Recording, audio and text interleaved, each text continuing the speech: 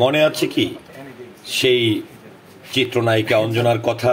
হ্যাঁ, গত 4 জানুয়ারি 2025-এ পৃথিবীর মায়া ত্যাগ করে চলে গেছেন অঞ্জনা রহমান। আমরা হয়তোবা সেই বিষয়ে অবগত আছি। তার নিজের কোনো সন্তান নেই। মেয়ে এবং ছেলে যেটি দাবি করা হয়েছিল, দুটিই হচ্ছে তার পালিত সন্তান। 4 জুন 2025-এ চিত্রনায়িকা অঞ্জনাকে চিরতরে বিদায় দেওয়ার পর তাকে যেখানে সমাহিত করা হয়েছে ঢাকার বনানীস্থ কবরস্থানে, সেই কবরস্থানের অবস্থা কি, পরিবারের লোক কি, তার যারা আছেন, অন্যান্য যারা আছেন, তারা কি কবর জিয়ারত করতে যান কি না, খোঁজখবর নিতে যান কি না, এ নিয়ে 27 জুন 2025-এ এই জনপ্রিয় চিত্রনায়িকা অঞ্জনা রহমানের 71তম জন্মদিনে ছুটে গেলেন বাংলাদেশ চলচ্চিত্র শিল্পী সমিতির কার্যনির্বাহী সদস্য সনি রহমান এবং তার সঙ্গে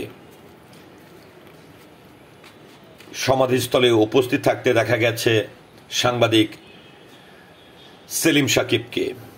তো যতটুকু আসলে জানা গেছে যে আসলে চিত্রনায়িকা অঞ্জনা রহমানের মারা যাওয়ার পরে তার যে আসলে যে মেয়ের জামাই দাবি করা হয়েছে বা ছেলে দাবি করা হয়েছে, তারা প্রথম অবস্থার দিকে যে এই যে বেড়াটি দেখছেন, কিছু ফুলের গাছ, সেগুলো লাগিয়ে আসেন, কিন্তু পরবর্তীতে তাদেরকে খুব একটা চোখে পড়ছে না।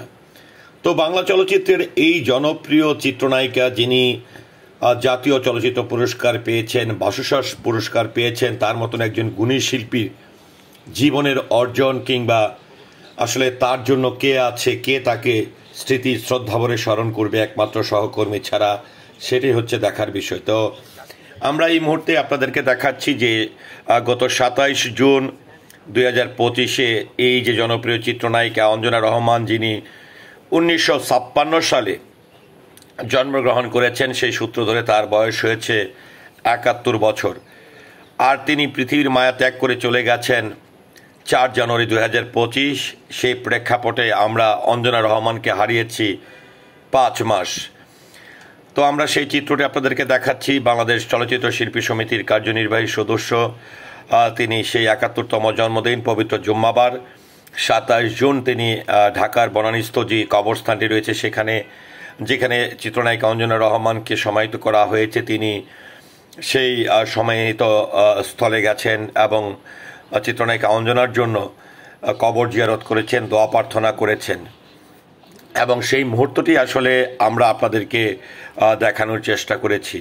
তো বাংলা চলচ্চিত্রের এই চিত্রনায়িকা অঞ্জনা সহ এই বনানীস্থ যে কবরস্থানটি রয়েছে সেখানে কিন্তু আরও অনেক কিংবদন্তি অভিনেতা অভিনেত্রীরা কিন্তু চিরশায়িত আছেন। যেরকমটা যদি বলতে চাই, রুজি আফসারি, তাকে সমাহিত করা হয়েছে বনানী কবরস্থানে। চিত্রনায়ক ওয়াসিম সাহেব, তাকে বনানী কবরস্থানে। তারপরে চিত্রনায়ক জসিম সাহেব, তাকে বনানী কবরস্থানে। বাংলা চলচ্চিত্রের আরেকজন অহংকার কিংবদন্তি অভিনেতা নায়ক রাজ্জাক সাহেবকেও কিন্তু সমাহিত করা হয়েছে এই বনানীস্থ কবরস্থানে।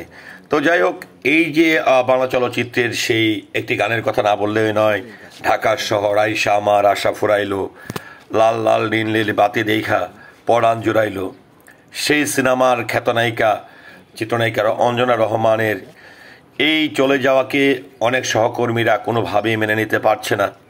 হয়তো অনেক চলচ্চিত্র প্রেমীরাও, সারা দেশের কোটি কোটি চলচ্চিত্র প্রেমীদের মনেও কিন্তু আদৌ অবধি সেই অঞ্জনার প্রতি ভালোবাসাটি রয়ে গেছে।